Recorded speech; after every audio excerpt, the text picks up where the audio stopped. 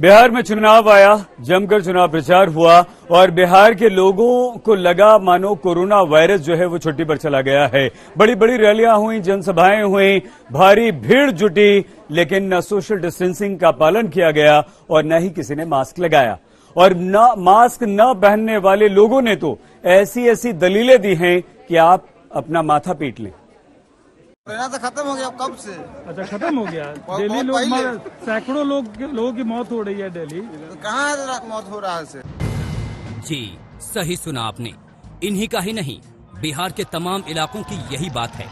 लोग ना तो मास्क पहन रहे हैं और ना ही सोशल डिस्टेंसिंग का पालन कर रहे हैं। मानकर चल रहे हैं कि कोरोना खत्म हो गया है। कोरोना कहीं नहीं है सर, ठीक है। ये सब मन का भटक है और नीतीश कुमार का। घर से लोग को खाने का न मिलता है। पंजाब जाते हैं तो बस वाला 4,000 रुपया मांगता है। 4,000 बस वाला को दीजिए, उसके बाद खाना पीना उसका दीजिए, कहाँ से आएगा? ये सुपौल के लोग हैं। चुनावी रैलियों में आना जाना खूब हुआ, लेकिन मास्क का कहीं पता नहीं। पूछने पर अजब गजब तर्क दे रहे हैं। मास्क क्यों नहीं लगाए? भीड़ में आए हैं। कोरोना का कार्ड नहीं चल रहा है इसलिए मास्क नहीं है। क्यों बाबा, आप भी मास्क नहीं लगाए हैं? हम तो कभी नहीं लगाया है, ऐसा सरकार तो कभी नहीं देखा था। सबको मुंह में जाबी लगा दिया। हम लोगों का इम्यूनिटी पावर इतना मजबूत है कि हम लोग कोरोना आ ही नहीं सकता। आप बता दीजिए हमारे सुपौल जिला में कोरोना आया है? अभी तक ऐसा नहीं है। सीतामढ़ी में भी कुछ यही हाल था। मास्क चेहरे से गायब था। ये सहरसा का हाल है। यहाँ भी कोरोना को लेकर लापरवाही साफ नजर आ रही है। चेहरे पर मास्क नहीं है, लेकिन बहाने गजब हैं। मास्क रखे हुए हैं, पॉकेट में है। मास्क हम जेबी में रखे, आपसे बात करने के बाद मास्क लगा लेंगे। ये दरभंगा की जनता है। प्रचार से लेकर मतदान तक सक्रिय, लेकिन कोरोना का जैसे कोई खौफ नहीं। जरा सुनिए इनकी दलीलें। हाँ, गांव में नहीं लगाते हैं, अगर बाहर कहीं पे जाते हैं तो लगाते हैं। गांव में तो सब अपना समाज का ही आदमी है। मास्क अभी नहीं लगाए, थोड़ी देर पहले लगाए थे, लेकिन अभी हम अपना पर्सनल घर पे आ गए, इसलिए मास्क नहीं लगा। ये कटिहार की जनता है। कांग्रेस नेता राहुल गांधी का भाषण सुनने यहाँ लोग आए थे। चेहरे पर मास्क नहीं, सोशल डिस्टेंसिंग का ख्याल नहीं, बहाने तो बस जुबान पर हैं। हाँ, लगाना तो जरूरी है, लगा लेते हैं। मास्क है तो जब तक कोई नहीं पहना है तो हम भी नहीं पहने, मास्क है हमरा। चुनाव आयोग ने बिहार में कोरोना को देखते हुए वोटिंग के नए नियम कानून बनाए थे। मास्क और सोशल डिस्टेंसिंग पर जोर दिया था, लेकिन चुनावी रैलियों में तो सोशल डिस्टेंसिंग ताक पर चला गया और मास्क पहुंच गया जेबों में। रहा सवाल कोरोना का, तो उसका डर ठेंगे पर चला गया। कटिहार से विपुल राहुल के साथ प्रहलाद कुमार, दरभंगा आज तक।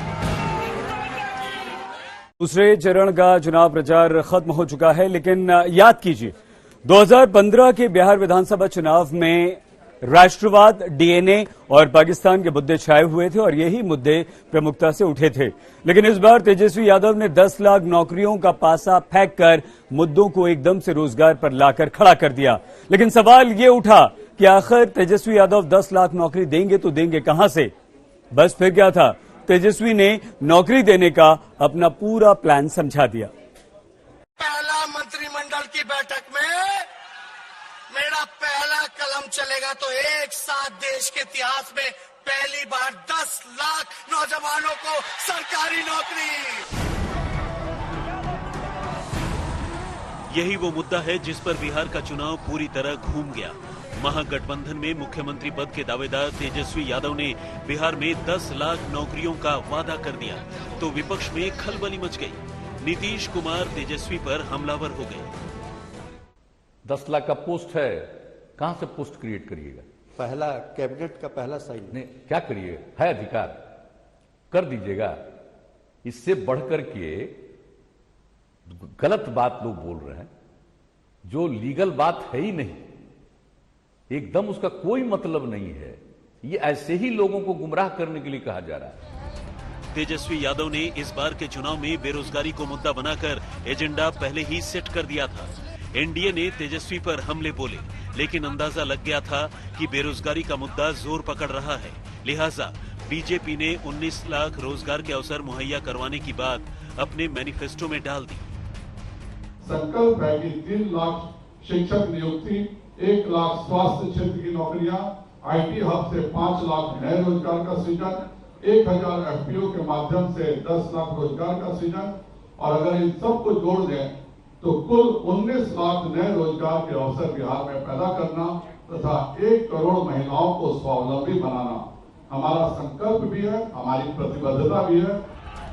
चुनाव में एक दूसरे पर व्यक्तिगत हमले तो खूब हुए, लेकिन रोजगार का मुद्दा छाया हुआ था। सत्ता पक्ष तेजस्वी की तरफ सवाल उछाल रहा था कि आखिर 10 लाख नौकरियां वो लाएंगे कहां से। जवाब तेजस्वी यादव ने दिया। बोले कि जरूरत पड़ी तो मंत्रियों और विधायकों की तनख्वाह कटेगी। तो अगर हमारी सरकार बनेगी तो मुख्यमंत्री, मंत्री या विधायकों का सैलरी भी अगर लेना पड़े तो हम लोग जो है उस सैलरी को हम लोग लेकर के नौकरी करने वाले जितने हमारे लोग हैं उनको देने का काम करेंगे, और मुख्यमंत्री, मंत्री, विधायकों को सैलरी नहीं मिलेगी। तेजस्वी यादव बेरोजगारी के मुद्दे को हर जनसभा में उछाल रहे हैं। ये मुद्दा इतना चढ़ा हुआ है कि इसके आगे राष्ट्रवाद, मंदिर और धारा 370 जैसे मुद्दे बीजेपी की लाख कोशिशों के बावजूद परवान नहीं चढ़ सके। आज तक ब्यूरो।